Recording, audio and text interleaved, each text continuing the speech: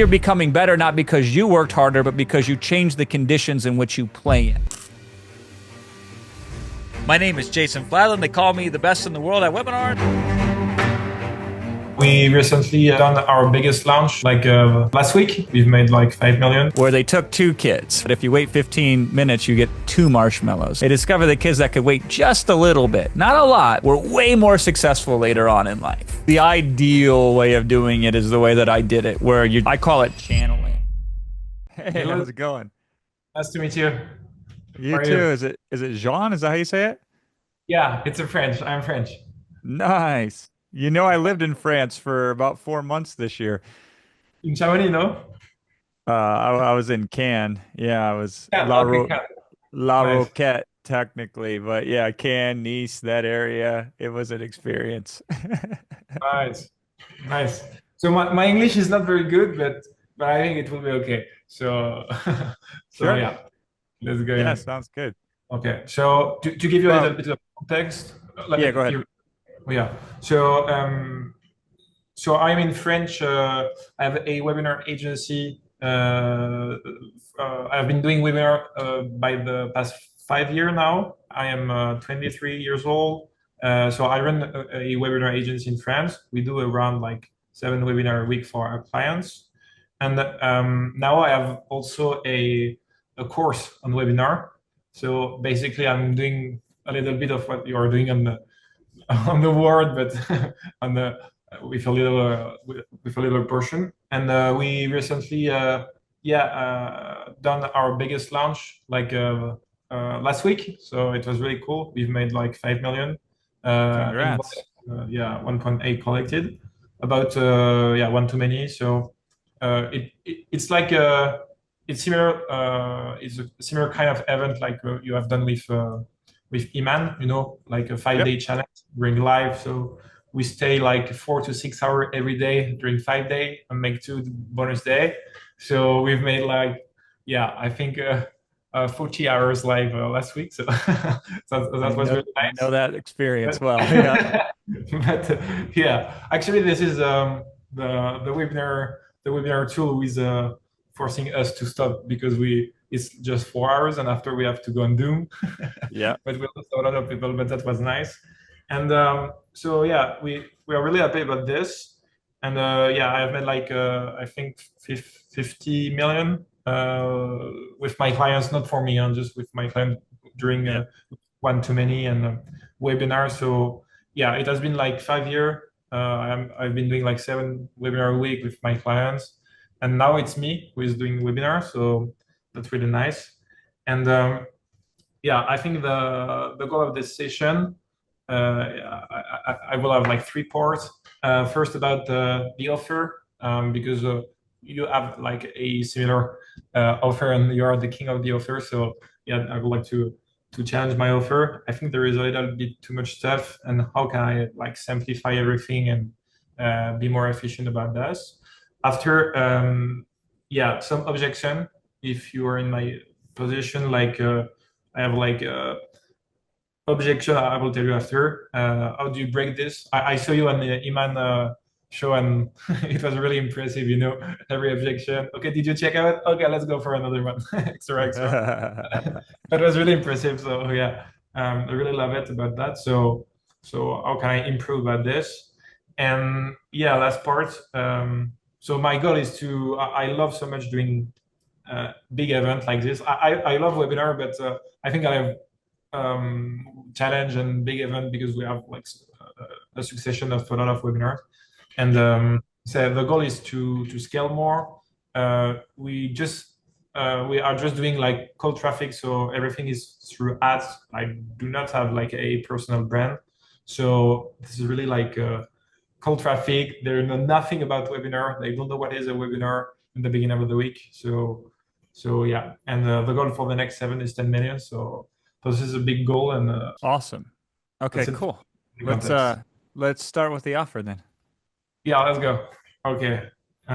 So do you have I don't think so, my assistant, but I can share the screen, or do we have something? A slide deck? Go ahead and just share the screen. Okay. And then we can just look at the stack. Okay. So basically, it's a 5-day challenge. We are pitching on day 2. Okay, and every day after we are pitching extra. So basically, it's a course with 8 module. Okay, like each module is okay. We try to be I am not on the French market because I create a tech, with you are not you don't like complicated fundamental stuff, but I love tech and everything. So to get a good show up rate, so on the French market it's much more easier. Sorry, so I have like a really good show up rate, and it's it's part of the bonuses. So it's a really good one. We have like so this is a course with the 8 module. Okay, so how to get lead, your first webinar, turn your how to do the show, how to close, the follow-up and scaling phase, etc. So this is a course, and after there is the bonuses, and they really like this part. So first one is like a to-do list. After there is a funnel to click and plug and play. So webinar funnel. There is how do you say, PowerPoint, like you can there is a PowerPoint, and with GPTs and AI you can just complete everything. There is an email template, and my tech. So I brand my tech as a fully automatic thing, and for the all the guys that are not like a tech or this is really good for them to closing. There is an AI that replace me, and that can do the copywriting, that can do email, webinar, etc. After for the ads or the traffic part, we gave them like template, script, etc. And everything is like plug and play. And after there is a warranty. I use English. Guarantee. Yeah, guarantee. Sorry. So it's 10K guarantee. So if you do not, so that the program is 6 months. There is coaching, community, and e-learning. So yeah, and if at the end of the 6 months they didn't do one webinar with 10K at minimum, if they apply extra, we continue to coach them extra. Okay. Yeah. And after there is 2 tickets for a seminar, but physics event where we upsell extra. So this is kind of the offer. There is a lot of bonuses, and the objection when I I will go after for the objection, but yeah, first of all, I would like your advice. What's 11 and 12? 11 and 12 is like exclusive interview and a case study of because I have a client in one of my most successful clients is like in the speed reading niche. So it's always funny. You have made like 10 million with a webinar, doing it once a week. So I have like case study with my agency, and I gave them there. And the Flexi Plus is like they can pause the coaching and take it whatever they want and go back and forth extra. So that gave them like flexibilities. Offer looks really good. I don't see any issues at all with it. I like the fact that you have an enhanced guarantee. That helps a lot. And I mean, it checks off, you have a lot of modalities. So you have like a checklist, you have like a click, point and click and play funnel, you have a PowerPoint, you have AI in there, you have email templates, you have ad templates, you have a ticket to a live event, case study. So it's good because you don't have too many of the same types of bonuses. That's the problem if you are going to bonus stack like this. So by having different bonuses that have what we call modalities, that's good, and they seem they seem to add to the value without creating potential objections, which is always the tricky part when you're creating bonuses like this. The only challenge that we would really be concerned with is the runtime. How long does it take for us to explain these bonuses? Because if are we putting the offer in front of the bonuses, or are we showing everything and then doing the call to action? Because you know me, I typically will do the first call to Conversion. action in the middle. Here's the Yeah, course. Go here to book a call, and when you book a call, know that you're going to get this bonus, this bonus, this bonus, and this bonus, right? yeah. I do like you. Like so I present the course, opening the call, and after Yep. talking about bonuses and re offering the call. So yeah, like you. Okay, cool. And then it becomes less of an issue of length with the bonuses if you put them after that call to action. So we can still take some time to do and drop bonuses. And you can even, and you should consider putting calls to action between certain bonuses. So maybe we do I do a call to action almost after every bonus. So I'll be like, here's Mm. the first bonus you get. Explain how awesome it is and how amazing it is. And then you can say, so know when you go to example.com/yes to book your call right now, you're going to get this bonus. In addition, you're also going to get, a second bonus. Explain how awesome and amazing and cool it is. And then you say, so when you've booked your call and you get on the conversation with us, then you know that you're also going to get this bonus. So you can do things like that to help break it up between bonuses. I also will tease future bonuses. Um, Yeah. you do that? I tease like during the webinar, I create like a price marinade, like for example, for the funnel template, like I'm talking about like I paid this guy so much money extra or my take Yep. every of my time. So during the webinar, yeah, I'm trying to price the value of, I don't know if it was that of you were talking about or something else. Yeah, that's a good technique too, right? So seeding the offer and the content. I'm in this case, I'm just talking about like, hey, listen, I also have a bonus that's going to be coming up here that's going to totally blow your mind. Before I get into the bonus, let me show you this first. So like future pacing bonuses that have yet to occur or teasing them. Hey, when you combine this with a bonus that I'm going to share with you in a little bit, this is really going to blow your mind. Like things like that. So if it's just sequential bonuses, like bonus number one, you get this, bonus number two, you get this, bonus number three, you get this, it becomes monotonous. It becomes boring, even if it's valuable. And so we Mm. still want to create tension and drama and excitement by future pacing bonuses that have yet to occur and teasing them that these bonuses will occur and mixing in calls to action. You can even, when you have longer bonus stacks, you can even put the guarantee in the middle, so that way it breaks it up. So it's not a bonus anymore, right? So you say, now I have a couple more really awesome bonuses I'm about to show you, but before I go there, I want to address risk. And then you go in and you do the guarantee. And then you can say this makes it even better when you consider that we also have, and then you drop the next bonus, right?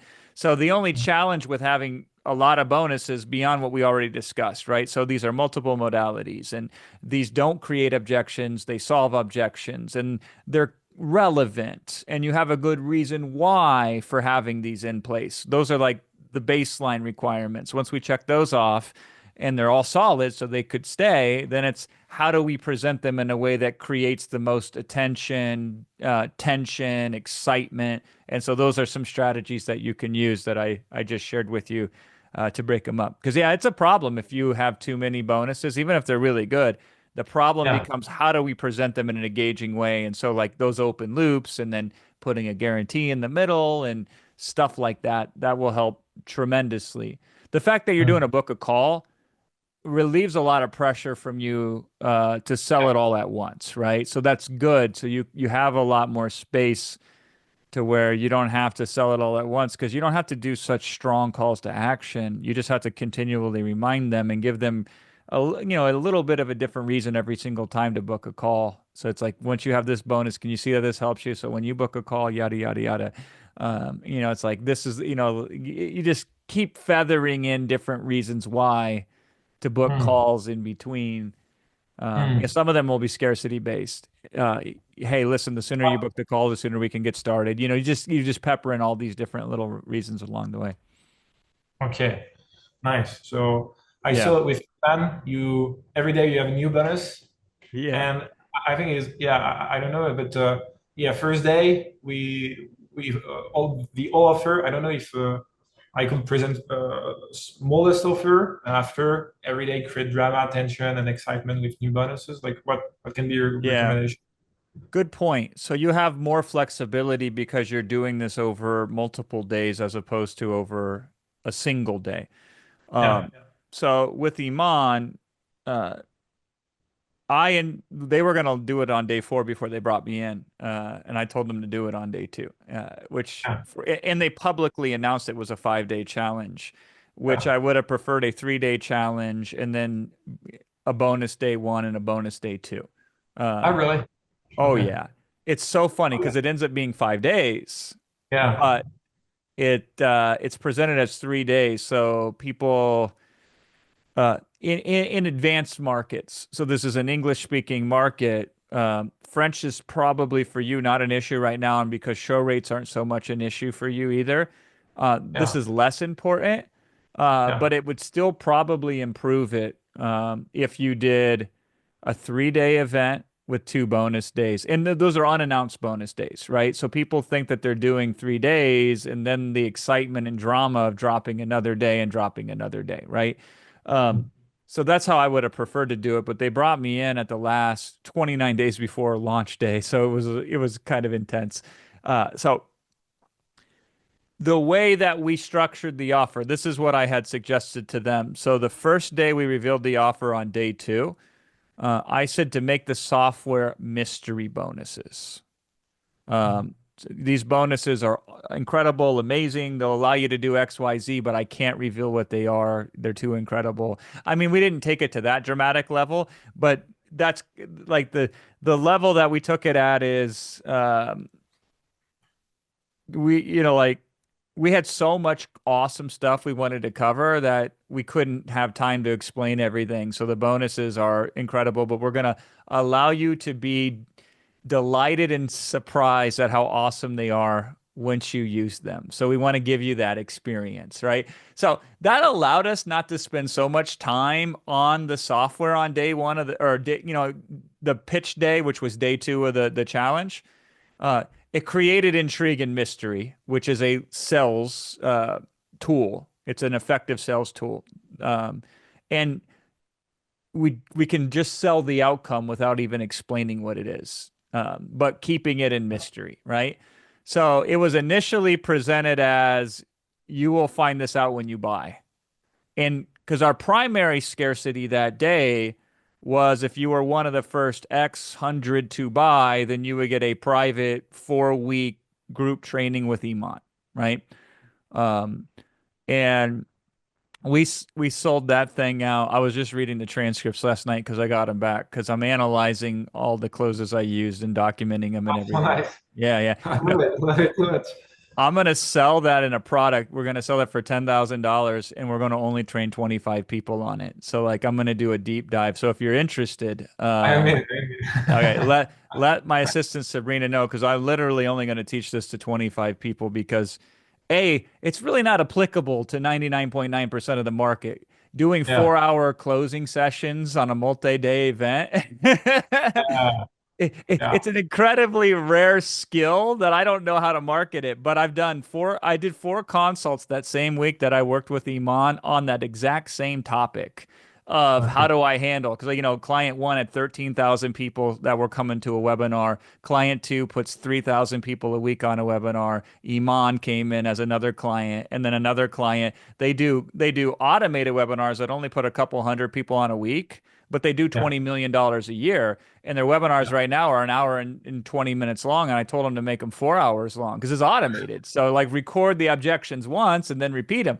And so all yeah, of these guys were like wanting me to teach them how to do it. And I'm like, okay, I will one day. And then we did the thing with Iman, which was the yeah. very best closing I've ever done in my entire life. It was the Oh, hardest audience to sell to. These are 22-year-old kids mostly, yeah, and they're yeah, from YouTube. they're very cynical and jaded, and if they're offended, you would even sell them anything, right? uh, Uh, yeah. yeah. So The yeah, I did that. video. Yeah, Yeah. and I crushed it. It Yeah. was to the point where Jean, like, we cut the closing off of the replays of the on YouTube. We Yeah. did that intentionally because we were afraid that the reach of the YouTube videos, the algorithm might suppress them. We didn't know enough to test it. And I was like, I don't want to jeopardize, a couple 100,000 views per video if this is a thing that doesn't work. But then people were angry, like customers or prospects were angry. Like they were mad that they couldn't see me pitch them, which is like, okay, this is when I'm like, I gotta train. So that's where that product is going to come from. But anyway, um, so day two, the first day we pitched, that was the thing is Iman has a limit of people he's going to train in the group coaching. We oversold that by like 300 units by the time I got on to handle objections. So Mhm. Iman did the closes that we scripted and everything. And so I got on and I was like, we got a problem. I'm like, I have a big problem here and I need you to help me solve this problem. This is what I said to the audience, right? I'm like, you know how we had those limited amount of bonuses? Well, here's the issue. We're negative 387 over the number of bonuses. So I have an issue. And so then, we talk and Iman was like, I'm like, well, Iman, you put me here, so I kind of can do what I want right now. And so, like I said, Right, hey, listen, right. I think it would be a good idea as long as they buy before the end of the webinar. Can we honor it? And Iman was like, we didn't really script this either. It worked really good, very Oh, really? organically. Because Iman Okay, was nice. like, dude, you're killing me right now. Like, I was like, he's like, I want you to quit. I'm like, no, I ain't gonna quit, right? And he's like, dude, you're driving me nuts. Please end soon. And I'm like, I don't know about that, right? So there was some fun to it as well. But yeah, so day number one, because we had such a scarce offering, like a really compelling offering, I didn't need to use all the firepower of the other bonuses. So I didn't explain them as long as we did on subsequent days, nor did I share all of them, even the ones in the stack that were already revealed. So the two software were mystery bonuses. And that was how we launched day two, right? Um, and then on day three, our big reveal for that day was the specific software. So then we sold the software as a value add. Now we did not do a webinar only bonus on day three, right? That was my decision, and I think it was a mistake in hindsight. And I'll tell you why. Not so much for me, because I remember afterwards, we went downstairs and Iman was like, I could tell he was frustrated because there wasn't that many sales that day. Now I knew there wouldn't be that many sales that day. And I said to him, I said, this is a gestation period. And he looked at me and goes, what does gestation mean? And I mean, it's like, and I said to him, it's like when a woman's pregnant, like you have to wait a certain time before she has the baby, right? So it's like I was setting frames up that I knew would close on subsequent days on day four and day five. But the client, in this case Iman and his team, I could tell they would rather prefer to be that hard to have the sales come in immediately with those bonuses. Yeah. So that's a client decision though. Like me personally, I He was. prefer I prefer a day where we release the pressure and we don't put the pressure on the audience that Mhm. day. Like, so day two was a hard pressure day. Day three was like we reveal something cool, the software, but there's less pressure to set the sale up for day four or day five. Now, further factoring into this, and this is why I love this business. I remember we were sitting here before day one. So before we were to go live on day one, and I was talking to Iman and Luis, who's his like CMO, and I said, guys, this is V1 of the launch, just so we're clear. Like, we don't really know what the market wants. Like, I don't know. You guys don't know. Nobody knows. I go, but once we discover the heartbeat of this market, we will do incredible things. And then they looked at me and I looked at them and we all laughed like gleefully because like they understood what I meant, the heartbeat of the market. Like, I don't know how this market responds exactly, precisely. I know generally, but now I've been studying the comments, I've been studying the avatars, and I realized for that audience, intense pressure every day is better than non-intense pressure. That's not true for most audiences, but for that Yeah. particular audience, it is. So for the next launch, we're going to do webinar only bonuses every single day. But that's what we did on the next day. So day 3 was we just revealed the webinar. Day 4, we had new bonuses. And then day 5, we had new bonuses. We were not very strategic in them because we were making them up the day before. Because now we're like, we need new bonuses. Which is again, V1 of any launch is chaotic. Now that we know we have hit, That's yeah. we know that we have a winner. Like we set the 30-day sales record in WAP. This is a company that processes $1 billion per year. We set that record in 48 hours and 17 minutes. So we broke the month-long record in that thing in 48 hours. So we know we have a winner, even though we kind of came in blind, A, and B, we didn't have nearly enough time to build the things out that we should have been able to build out. So webinar-only bonuses every day are great because then you don't need to do like elaborate explanations of each individual bonus every single day. You need to have a bonus every day that is like what I call the ringer, like it rings the cash register, and then make it scarce and make it only available for the duration of the webinar. And then that puts you in that wonderful position that you saw with me, where I'm like, okay, we're about ready to close now. Before I do, I just want to make sure you can check out. So let me know if you can. And then the social proof comes in. I mean, they were trolling me. Like people, this just shows you how powerful selling is when done correctly. Because I knew they weren't checking out. They just wanted me to keep selling. Like they enjoyed the experience of it, right? So, and then we would always do the same thing every night. We would run out of steam. And so I just say, you know what? I'll just keep the card open until this time. And if you buy before this time, and then I would sign off. So we'd take wherever we were about to close out, we'd round it up to the next 15 minutes and just be like, as long as you sign up before then, I will honor it. And then any of you who've already signed up, you just got a new bonus. So it rewards existing buyers. And then it gets a series of new buyers. So I would program bonuses every single day. Therefore, you may want to consider, Jean, not having to even use all this bonus stack on the first time out, right? You might want to save some of these bonuses and then use them as webinar only special bonuses. That might be the best strategy for you. Okay, nice. And during the event, like all the closes like you are used, like it was so much more so much natural. Like is it like unconscious selling? Like are you selling like because every time you're doing like metaphor or comparison extra, like it was it was effortless for you. Yeah. And I'm trying to note everything. Like how do you do that? Like did you learn the closing before? Like how do you do that? Yeah, so the ideal way of doing it is the way that I did it, where I call it channeling. Like I come in completely blank slate, no agenda, what's going on with the audience, and then what does the audience need to hear? And so I don't know what I'm going to say 5 minutes before I say it. I have a general idea of some possibilities, but then I just connect with the audience, and then it goes wherever it goes, right?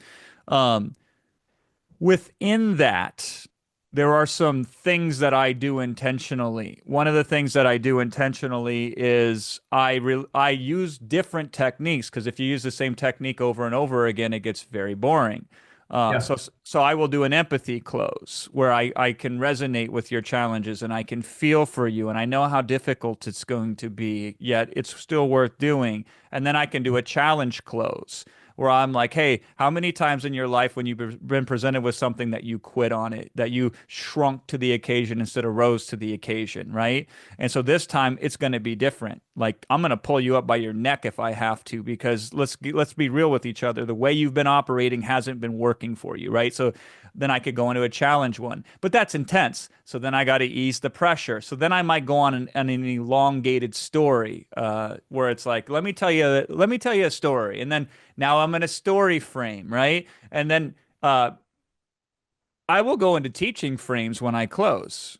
I will say, hold on. Look, there's an objection I want to handle here in a second before I get there. So I'm setting the stage for the future. So I'm future pacing, right? Let me tell you Yeah. something. And then I will break down, like I did this whole thing where I was like David McClellan's 3 theories of motivation. And I just started teaching right in the middle of the close where I'm like, people are motivated by 3 reasons. They're motivated for power, they're motivated by connection, and they're motivated by achievement. And then furthermore, some people are motivated to gain power. Other people are motivated to move away from other people that have power. And so I'm teaching them, and then I close it all by saying, so is it power that you seek? This will help you get it, right? Is it success that you succeed? Here's how I'm going to help you be successful. Is it connection? This is why we've created this community. So it all ties back every single time, right? But I'm switching techniques to keep it fresh, but I am allowing wherever the audience takes me and I go with it. And that's the majority of the overarching structure of it. Now, like my plan is to, with this thing that I'm talking about is to teach every technique that I use, documented, create a model for it, even create prompting for AI around it in software. We're going to develop software for it too. But yeah, it's all done in the moment, but you have to be so unconsciously competent. Like I'll give you the best example of this. This is day one. So before we pitched, right? I knew we had a serious problem, Sean. I knew it even before we started. Those guys had scripted out the day one because we didn't have a chance to really dial in the scripts. Because again, I came in 29 days before it went live. When you do a challenge, yeah, it's crazy, right? When you do a challenge, here's the ultimate thing that you should strive to achieve with your pre-launch, meaning your day one content before you make the offer. You want them to walk away from day one feeling like they had one specific thing occur in their life that was empowering to them. So you really quote unquote teach one thing. They walk away feeling so empowered to do one specific thing that's important to them that they couldn't do before. Hmm. So like most of my webinars, one-off webinars, I teach them the whole process, empower them to do it on their own, and then sell them a better way of doing it than if they did it on their own, right? So I teach a lot on a webinar because I have to condense this whole shift, a paradigm shift, into one setting. But we don't have to do that on a challenge. Like we can create a paradigm shift over a series of days, which is incredibly powerful because the real shift that occurs happens between the days when they go to bed at night. So Yeah. what we do is we seed thoughts in their head that they can't sleep on, and then they sell themselves. And so a big part of that is creating that aha moment each day. What those guys had for a script on day one was a lot of problem and agitate, but no solve, and they had a lot of information related around the opportunity, but no Hmm. information related on specific ways to take advantage of the opportunity. Now, to be fair, that still works, and it can work incredibly well. Um, However, I would prefer to utilize a method where we get excitement, enthusiasm, and momentum and some of these other things. It's more difficult. So those guys had a 600 slide script because we put it on 600 slides on day one. I went through it the day of, and I eliminated 200 slides because there was even more in it than needed to be in it, and it was still too long. The pacing wasn't there because you have to measure the emotionality of where the user is at. Just like I was telling you on the closes, like even specifically, if I deal with a price objection over and over and over again, the pacing becomes off because people that are not interested in the pricing objection tune out, and even the people that are, they get tired of hearing over and over Yeah. again the same thing. So I'm cycling through objections. I'll do a price objection, I'll do a time objection, I'll do a belief objection, I'll do a product specific objection, right? I will handle some objections where we do like moving towards solutions, and then I'll handle other objections by moving away from problems. I'll do internal states, I'll do external states. Like all of these are, laid on top of each other and all that kind of stuff. But variety is important because of pacing. And so on the challenge, I knew we didn't have the right pacing where we would build up tension and then release it. And then we would do like a side quest that would be interesting and then loop back to the main point and all that other kind of stuff, right? We didn't have any of that. And we were on YouTube. and we were to a younger demographic, and we were on a YouTube live. So by the time that I got into handling the objections, I wasn't selling, but the objections to the experience, it was a very violent crowd. Um, and what I did, and this was amazing. I have no idea how I did it, but like I went to the audience because the biggest thing that they were complaining about is get to the point, get to the point. You know, what is this about? You know, I want to know the result. You've been talking too much, that kind of stuff, right? You know, I started on with this example. I said, I don't know if you're familiar with this study or not, but Stanford did this marshmallow study where they took two kids, right? And, you know, they put in front of them and they said, if you eat this marshmallow now, that's all you get. But if you wait 15 minutes, you get two marshmallows. And so they measured the kids, and then they seen later in life how successful they were. And here's what they discovered. They discovered the kids that could wait just a little bit, not a lot, but just a little bit, were way more successful later on in life. And then they realized the kids that ate the marshmallow right away, they did not do very well later in life because they couldn't delay gratification just a little bit. Now, what's interesting is they went back and they said, could we teach that? And they took the kids that would eat the marshmallow right away. They could teach it. They delayed them a little bit, and then they became just as successful later on in life as the ones that didn't eat the marshmallow in the first place. And so then I said, so you have to ask yourself, when you see people like that, they say, give it to me right away, give it to me right away. You have to wonder, does that serve you, right? And I said, listen, I want what you want too. I want to know the results right away. But think of your favorite movie. If you were just to watch the last 5 minutes, would it still be your favorite movie? Like, you need it all to appreciate what comes at the end. And that and some other things completely changed the tone of the audience immediately, right? Shifted it right in front of their face. Now, ideally, we would have programmed that, so we wouldn't have to deal with that.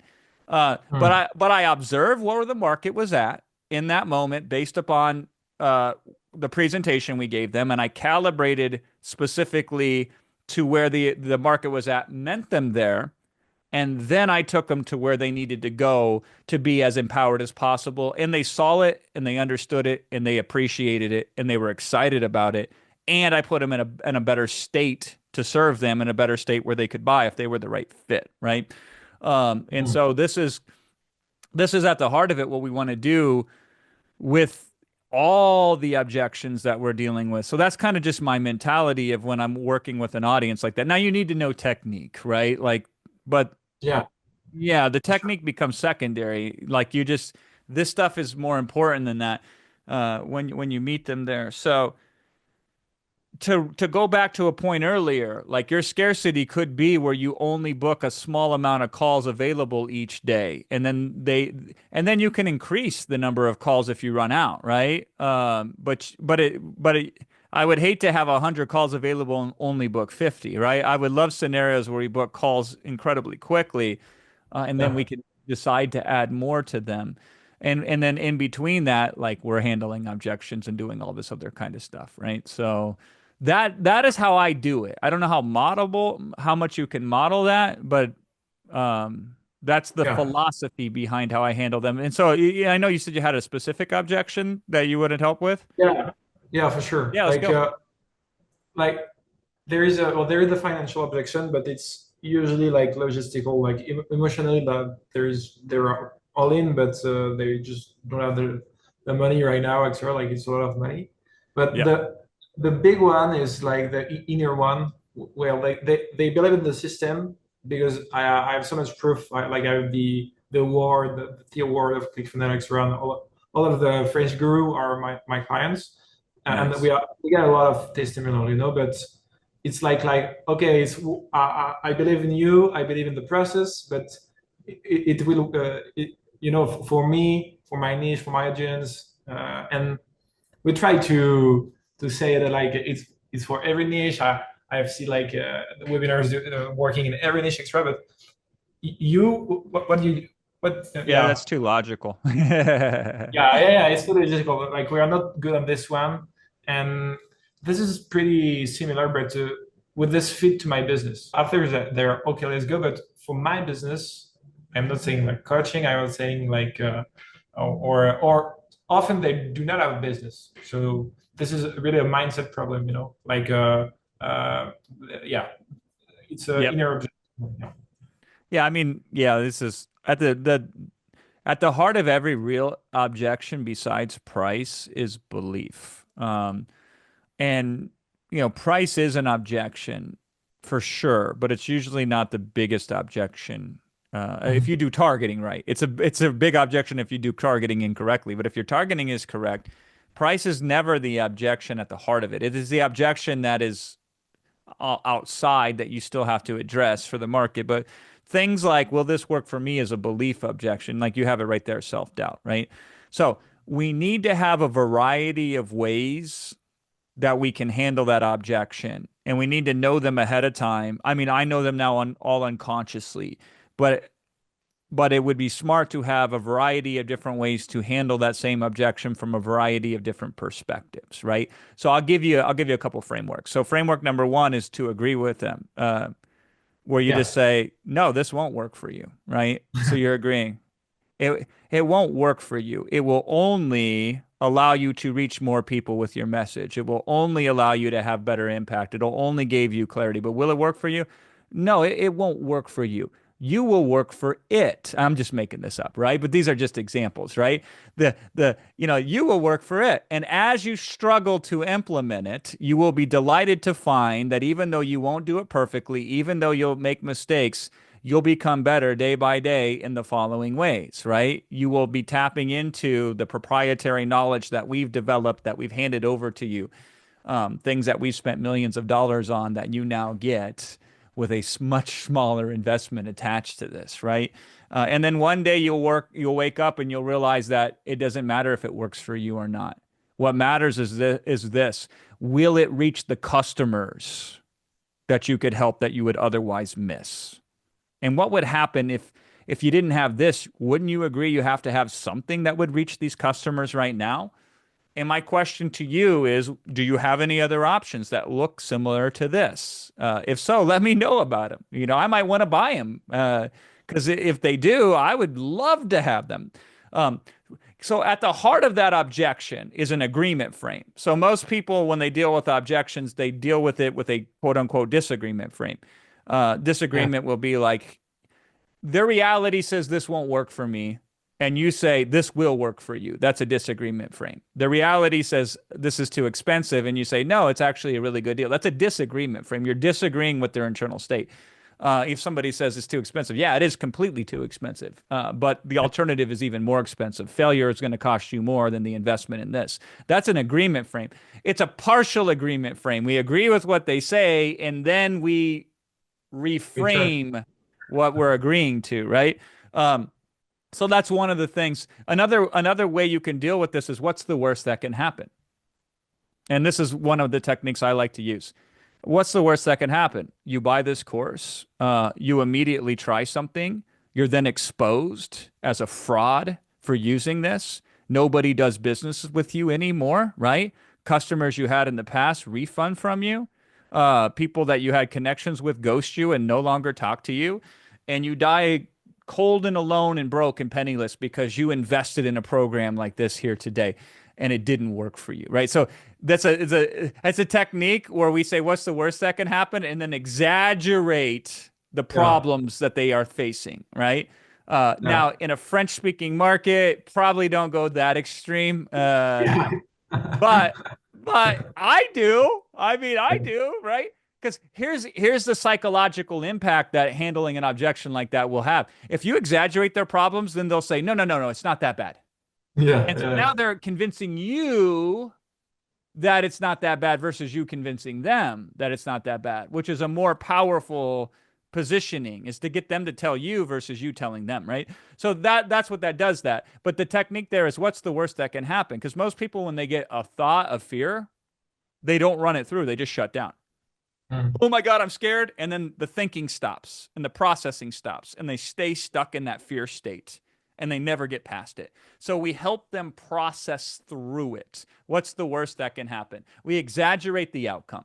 And then we bring it back. We can say, okay, here's what could actually happen, right? You buy this, and at first you're confused with how to implement it. But you know what comes out of confusion? Understanding. Because if you're sincere and you're committed, and let me ask you this question, are you committed to improving yourself in your business so you can have more impact? If the answer is yes, then we can start with confusion and we can end with clarity. And then so you run them through that pattern where you say, what's the worst that can happen, right? You know, and you can also do a disagreement frame. Will this work for me? You could say 100% this will work for you if you meet the following conditions. And then you could lay down those conditions, right? So you could say condition number 1, you are dedicated to serving your clients at the highest level possible. Condition number 2, you believe that money is a good thing, and the more you have of it, the more you can empower yourselves and others. Condition number 3, you are committed to take consistent action. I didn't say massive action. I just said consistent action over a period of time, and you're willing to ask for help if you need help, and you're willing to use resources if I provide to them. So if you meet the following conditions, and 100%, I am confident this will work for you. Now notice what's not on the list. I didn't say you had to have 27 years of experience. I didn't say you had to be a thought leader. I didn't say you had to have climbed Mount Everest or done the impossible. I didn't say that you had to have all of these accolades and all these previous achievements. Those are not on the list. Those are optional. They're not necessary. But what is necessary is this. So do you have these things? If so, I can tell you 100% this will work for you, right? So say we have 5 or 10 of these different bits that we can use. Again, we wouldn't use them all at once, right? I wouldn't use all 5 of those stacked, but I would use one of those, answer a couple other objections, circle back, use another one, answer a couple more objections, circle back, use another one, answer a couple more objections, right? And that's how we go about doing it. And it's the same model for like, will this fit in my business, right? We can use those same structures, and that's how we should do it. This is why it's easy to go for 4 hours, you know? Yeah. So there's like agreement, disagreement. Do you tell a story about something? Because I know stories like reframing. Like yeah, you could totally tell a story. Like, let me tell you about a time when I was faced with uncertainty about making a decision, and I wasn't sure if I should do it. And here's where I was conflicted. You know, I knew I wanted to do it, but I was very, very unsure of myself. And the more specifics you give, the better, right? And here's how I decided to say yes to that opportunity. Here was the difference for me. You know, and then you could tell the story of what made that yes, because now you're modeling a decision-making criteria. So you would tell a story within how you could make that a decision. And then now you're modeling for them, so then they can say, okay, can I run that same decision? Okay, yeah, I can. And okay, does that make sense, right? So like one of the ways that I do that is I said, you know what? I asked my brain for the answer, and it gave me the same answer that it always would give me, which is conflicting information. It says it could work, but maybe it couldn't work. Well, what about this? What about this? And it says you don't know enough to make this work yet. Just get more information, because that's what the brain does. It serves you in that way. But then I asked my heart, does this feel right? And my heart says yes. And then once I tuned into my heart and tuned out my brain and I made a decision, I asked myself, when have other things like this in the past felt this way? And then I ran back and I looked at the other decisions I made when I listened to my heart. And every single time with consistency, I discovered the same outcome. I made good decisions when I listened to my heart, and I only made good decisions sometime when I listened to my brain. You know, so it's like, this is a hard decision. So for those of you who are not tuned into your heart, why don't you tune into your heart right now? And why don't you ask it this? Does this feel right? And if it does, that's a clue. You know, and then when you combine it with the guarantee, yada, yada, yada, right? Like then you can pitch based upon deliverables and specifics that will accomplish that, right? Yeah. So cool. So nice. Okay. So I think I need a lot of repetition about this, because I'm I know the structure because I've done it for my clients, etc. But when you're doing it for yourself with the closing during 4 hours, like it's, for me, I know it's too much freestyle. I can really improve about, like, when I heard you talking about it like so effortlessly. 18 years. Yeah, this is for 18 years. Yep. Yeah. That's so and nice. I invented it, Jean, because I couldn't pay people like me to help get there sooner, like, because it didn't exist, right? So I had to invent it, and then I had to perfect it. Which is why Yeah. at your age you're farther ahead than I was at 30 because you can Yeah. leverage this knowledge. I had to invent it. It makes me the best in the world at it, but the cost was the thousands and thousands and thousands of hours I put in order to Yeah. invent it We're and perfect it. Yeah. So your launch cadence on this is how often are you doing one of three these events? 3 months, I think, every 3 4 months. Okay. Yeah, because we have to calibrate to that. Like if we're doing a launch every like twice a year, Yeah. even if we do, 40 uh, twice a year, that's 80 overall, right? That's the Yeah. equivalent that if we did 4 events, each event did 20. So you got Yeah. to kind of calibrate to that, right? We're building up demand and then we're cashing in on it dramatically. Mhm. Versus like if you're doing more events, you're never going to have that build up. You never will do Yeah. those numbers. So you got to make sure you're solving for the right thing. So you're never going to do those numbers in a 3 month cadence than if you will in a 6 month cadence. And there's arguments to do it one way or there's arguments to do it a different way, right? Yeah. But you just got to calibrate to that. So that's the first thing. Mhm. The second thing is considering your dramatic demonstrations. These will make the biggest difference on these launches. These are the things that where you show more than tell that blow people's minds when you reveal them. We did not have a single dramatic demonstration for Iman's launch, the first one, right? We Yeah. just we didn't have time, but they have software that's incredible that we didn't demo at The all. McLaren, the McLaren that can be considered as True. The yeah. McLaren could be a dramatic demonstration, right? Now, Yeah. again, we didn't leverage it as much as we want, as much as we could have, because like we should Mhm. have been seeding that McLaren throughout. There should have been content based around the McLaren. There could have been metaphors related to the McLaren. We did some of it, right? Um, Mhm. there should have been a whole frame about sprints, why 90-day sprints can make or break you. Like, and not directly like that, but the idea of challenges and the idea of having a focused outcome over a shortened period of time in the right conditions and settings. Like we didn't have that at all, right? And so then we could have talked about like what makes these work as having a big awesome prize at the end of it that will pull the best out of you. Now you're becoming better not because you worked harder but because you changed the conditions in which you play in, right? Like we should have had a whole module in the content around that concept to pay off the McLaren, right? Those were some of the things that we could do. So yeah, having the prize is a good example of a dramatic demonstration. But like, and again with a challenge, you have the leeway that most people don't. Between day one and day two, you can send them off to do something and accomplish something. Um, what I want to have happen with Iman on this next one is I want to give them a tool that they can use and then they can get an output. And then when they Mhm. come to day one, even before day one, give them a tool in advance that they can use so they show up with something specific.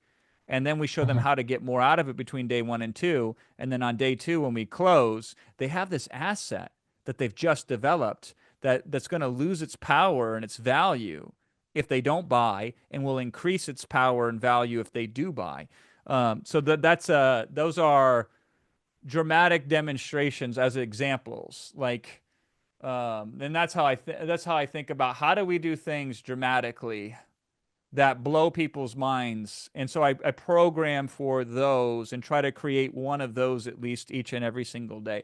The kind of stuff that gets people talking, right? I mean, the way I Yeah. close is a dramatic demonstration. So that's an example of a dramatic Makes demonstration. sense.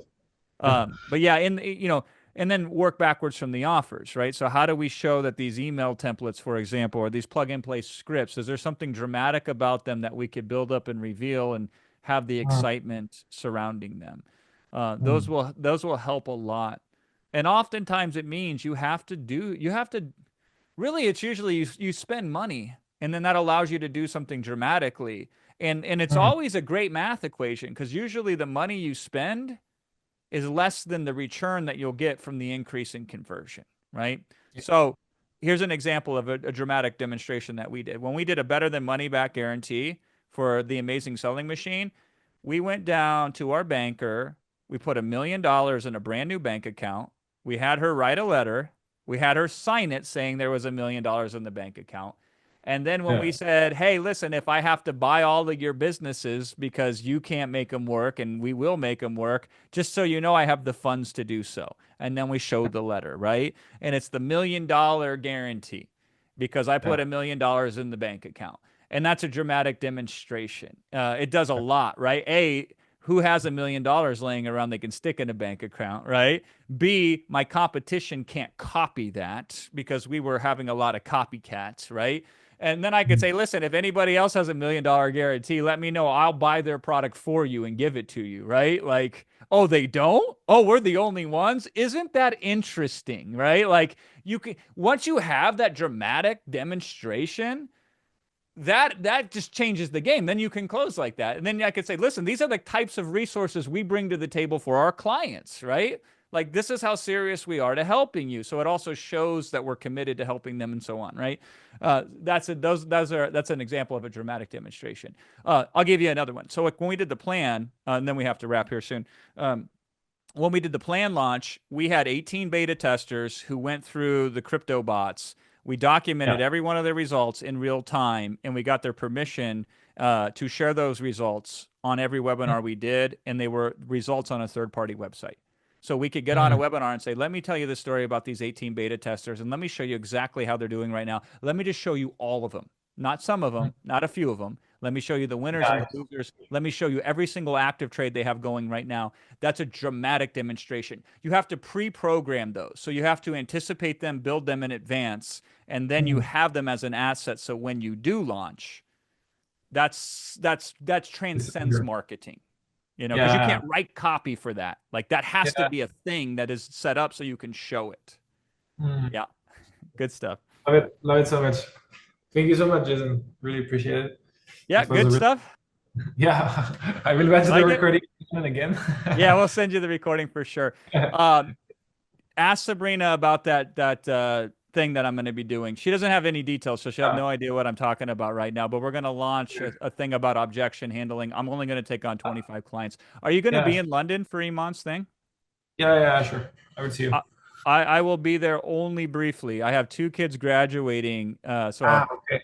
I fly Okay. in after one graduation, go there, do a presentation, hang for as long as I can, but I got to fly back the same night. So I'm going to fly from Ah. LA to Okay. London and LA back. Yeah, but I'll see you there.